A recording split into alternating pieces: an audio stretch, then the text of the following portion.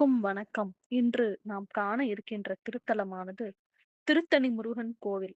அறுபடை வீடுகளிலும் இன்று 7ஆம் நாளான இன்று சூரசம்ஹாரம் முடிந்த அடுத்த நாளான இன்று முருகனின் திருக்கல்யாணம் மிகவும் சிறப்பாக நடைபெற்றது.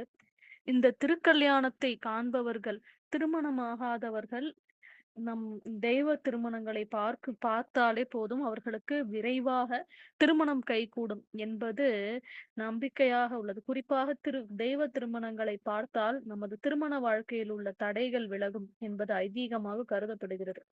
இதன் காரணமாகவே கோவில்களில் நடைபெறும் தெய்வீக திருமணங்களை பக்தர்கள் கண்குளிர தரிசனம் செய்கின்றனர்.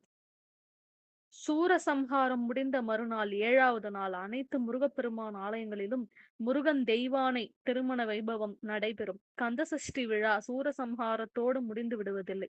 அசுரனை எதிர்த்து வெற்றி பெற்றதற்காக இந்திரன் தனது மகளான தெய்வானையை முருகனுக்கு திருமணம் செய்து தந்ததோடு தேவ மயிலாகவும் மாறி சேவை செய்தார்.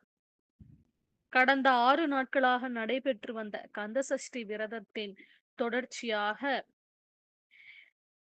7வது நாளான இன்று முருகனின் எல்லா முருகப்பெருமான் கோவில்களிலும் இன்று முருகன் திருமணமானது, முருகன் திருக்கல்யாணம், முருகன் தெய்வானை திருக்கல்யாணமானது நடைபெறுகிறது.